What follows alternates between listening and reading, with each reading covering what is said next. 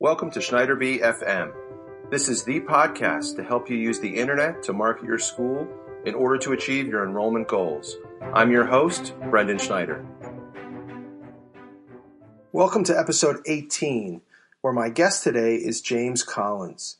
James is a regional director at School Admin, where for the last 7 years he's worked with a variety of admission offices, ranging from 10 plus offices down to one-person shows, discussing best practices around enrollment management. Our topic today is communication plans. But to dig in a little bit, what that is it's the plan from first inquiry to enrollment and the touch points along the way, how you communicate with those families to move them from point A to point B. Also, we talk a little bit about the technology. This is something that is near and dear to my heart, something I've talked about for years. I really enjoyed my conversation with James. I know you're going to enjoy what he has to say and the information that he shares. But before we get started, let's hear from our sponsor. Do you want to know the secret to creating the best private school website? The truth is, website redesigns don't have to be long, arduous, can't wait until it's over projects. The secret to avoiding the mess? Planning. Blackbaud K-12 has some interesting ideas on improving the school website redesign process. Whether your school is looking to redesign this year or in 3 years, their new ebook, How to Design the Best Private School Website, will help you plan ahead. Please download your free copy today at my special link, SchneiderB.com/Blackbaud. Hi, James. Welcome to SchneiderB FM. Hey, Brendan. Excited to be here today. Awesome. Well, to get started, I was wondering if you could introduce yourself and tell people a little bit about you and what you do. Certainly. So my name is James Collins, and I work for School Admin as a regional director. And School Admin is a enrollment management company. We are essentially a CRM for schools. But for a little bit about me, my wife and I live in Austin, Texas, with our fur baby Benson, who is a Anatolian Pyrenees Shepherd mix. Very unique looking dog, and so he gets a lot of attention, and he doesn't need any more since he gets a lot from us. But we've been in Austin for about 10 years, and what I do to pay the bills is work at School Admin as a regional director, working with schools and admissions offices to learn what they're doing and try to help streamline their process, or in some cases, help increase enrollment using our tool. Great. Now, we didn't talk about this before, but I'm dying to get to South by Southwest. Oh yeah, it's got to be a bucket list item. As a matter of fact, this weekend is ACL, and so we're going to see, if we haven't already, about 150 to close to 200,000 people descend right on Austin here for the next 3 days, through Friday through Sunday, and then again the following weekend. So it's going to be a hectic, busy city here over the next weekend. Oh, that's exciting. I'll let you know if I make South by Southwest. And Austin, as well as Pittsburgh, is one of the finalists for Amazon HQ2. That's right. And I've gone on record that I think Austin's going to get it. You know, I don't know. There's the question around infrastructure. Our traffic is really tough, but they are a good candidate for it. And we'll just see if it's, DC area. Pittsburgh, I think, has a good shot at it, but I think you're right. I think Austin is a good contender for it as well. I think Austin. So now I've gone on record. This is for everyone to hear that I think Austin's going to get it, and hopefully we'll find out by the end of the year. But we're not here to talk about South by Southwest. We're not here to talk about HQ2. Today we're going to talk about something called a communication plan, but some people call it an inquiry path or prospective student or family journey. So to jump in, what are we going to talk about today, James? Good question. So, and you're right. A communication plan is a very generalized term, and it's used in a variety of different situations. As a matter of fact, I think your most recent podcast with Brian was around crisis communication planning, right? So there's a variety of different methods. I'm sure in your advancement office there's communication plans, but today we'll talk about the communication to your inquiries and your applicants, those that are in your funnel that are considering your school. And it's really about sending the right message to the right person at the right time. So we're talking about having some sort of plan from the first time we hear from a prospective family to when they enroll, or where do you draw that line? It's really through the entire funnel, so to speak. And I know you think of like enrollment rings sometimes, but for the I know that's one of your plugs. It's good. But it's really the entire journey all the way to the enroll, right? Okay. Now, a different set of communication plans may pick up after they enroll by maybe the registrar or maybe the teachers are involved.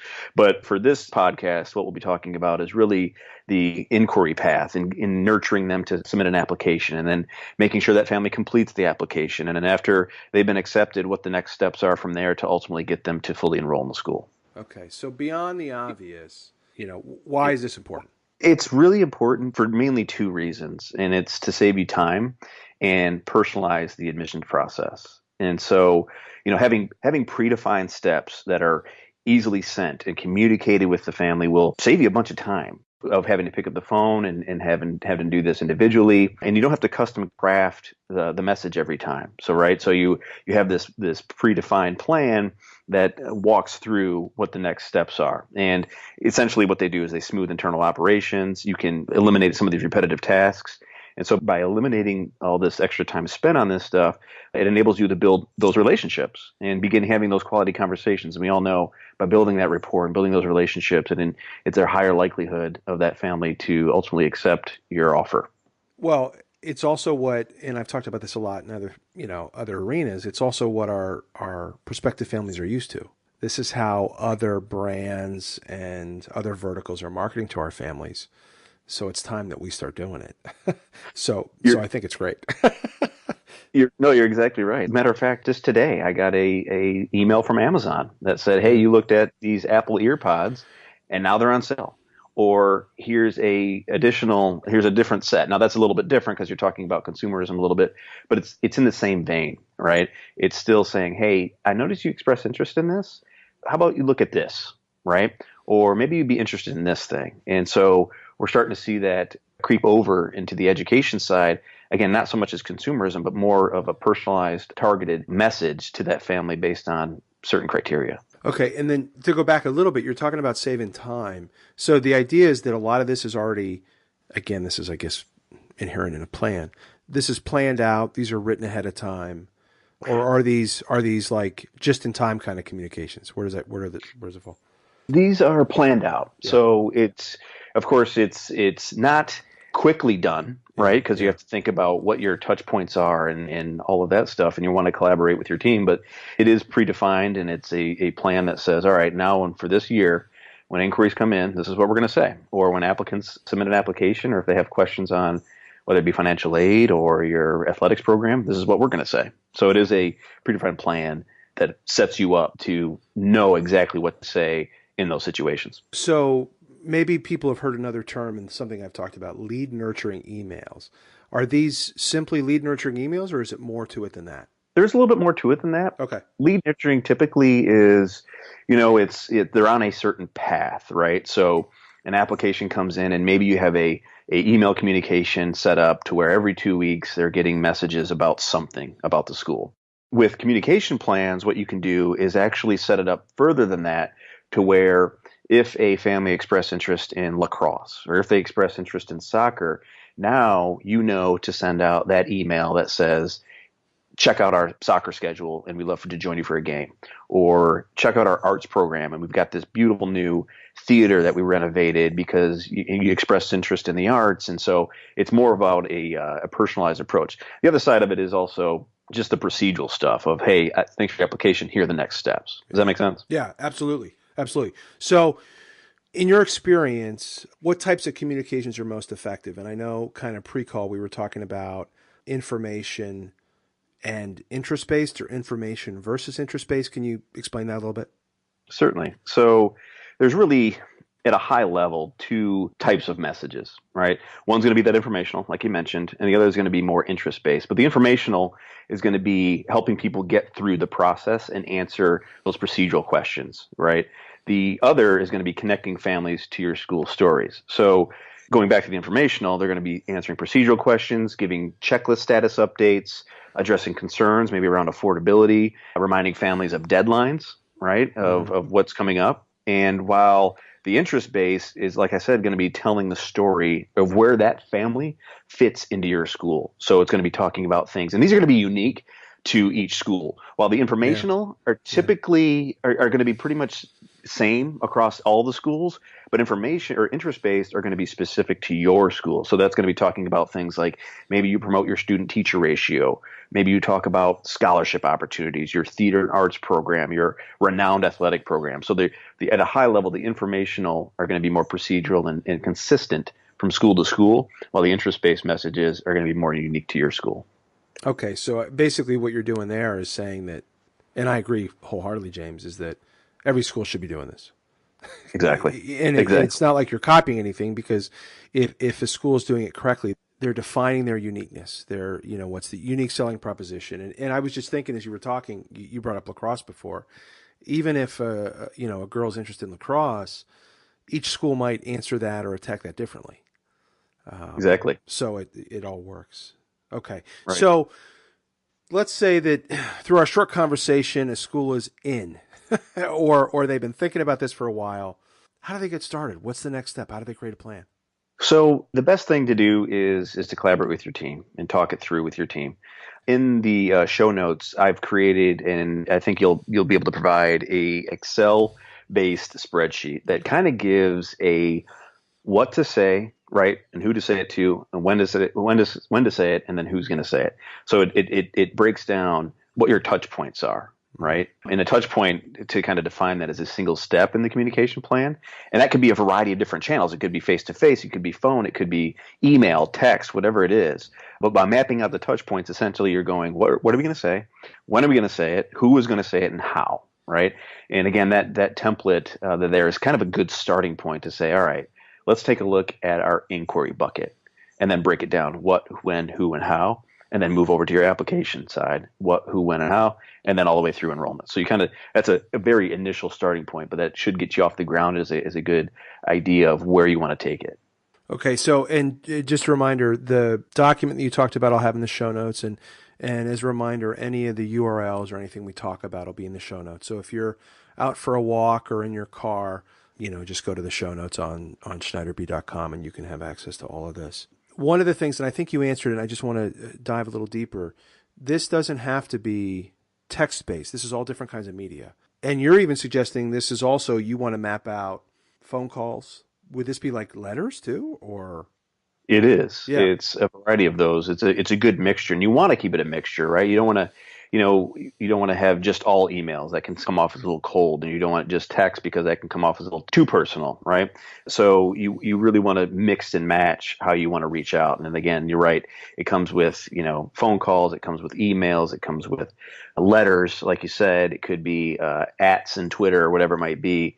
So yeah, a variety of different channels mixed in with your applicant pool. Have you ever used video in this? We have seen it, not so much embedded in emails, but more of a redirect. Okay. And then we can get down the rabbit hole on this. There are best practices around email of embedding videos, because a lot of spam will catch that. I'm sure you're well aware of that. So most schools will send out a video, and I've seen a lot of welcome videos that introduce the school or introduce the family to the school. Okay. And then after acceptance, more videos of saying, hey, thanks for your acceptance, or we're excited to have you, see you on campus, or something like that. Okay. So this next question, I'm going to put you on the spot, James. Mm-hmm. Can you provide an example of a communication plan? And I realize that this is going to be audio. So if you can talk through it, and if you have a document, I'm happy, you can send it to me. We'll put in the show notes for people to look at. But can you walk through something for us?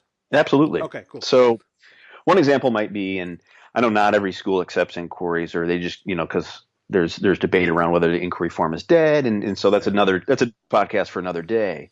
But one example could be, if an inquiry or even its application comes in, it comes across your desk, you can actually have this plan set up whereby an inquiry comes in and this family says, I'm interested in your financial aid program, or I'm interested in receiving, I'm curious about affordability. Well, once that comes in, one example might be a affordability email goes out from your business office, and it's overview of your financial assistance and your scholarships, and that immediately goes out to that inquiry that day. Then what might happen is a week later, the admissions team reaches out and they share personal stories and examples from families, right? Or maybe you have a family reach out to that individual to talk about their experience with the school. And then 2 weeks after that, the admissions team calls that family and answers any lingering questions around affordability. So that's just one example. And of course, you can expand from there. Another example might be more specific. And this is where if a family says, I'm really interested in your arts program, right? And they're submit an application, say, yes, my daughter loves arts. Well, that day, they get an email from the air quotes, quote unquote, art director, right? Because this is a pre-built email, right? Yep. But it's coming from the art director, right? And it's an overview of the arts program and why you're unique and all that good stuff. And then maybe a week and a half later, the admissions team gives them a call and they have a discussion about how the program's aligned with that child's interests.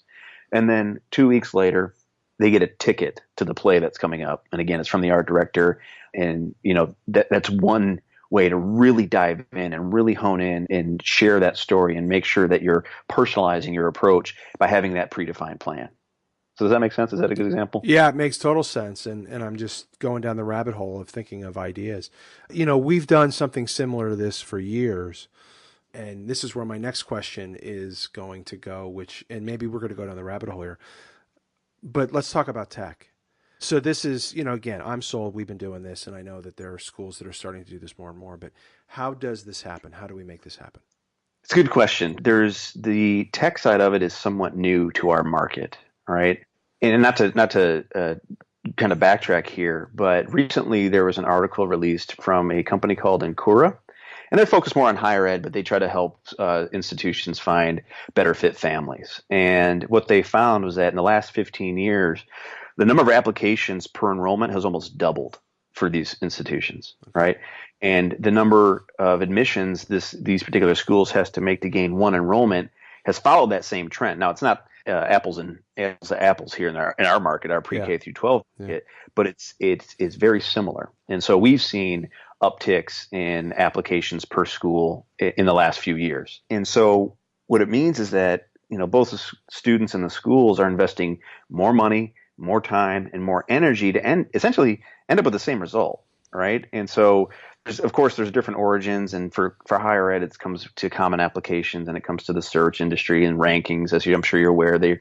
Schools try to game the system, but a lot of that is trickling down to the K through 12. It's usually about around 10 years behind, or between 5 and 10 years before we start to see the effects of what's happening. And so we're already seeing it, right, with the common applications in the K through 12 space, right? So we see schools that use the SAO, we see schools that use Gateway to Prep and a variety of different other common applications. They see that their yield is typically much higher with those applicants than they are from direct applicants. And that makes sense, right? Yeah. So what we're seeing now, and this is what we've been saying for quite some time, is to focus on what's in your control. Focus on your funnel, right? Focus on those conversions. And this is where automation can really play a role.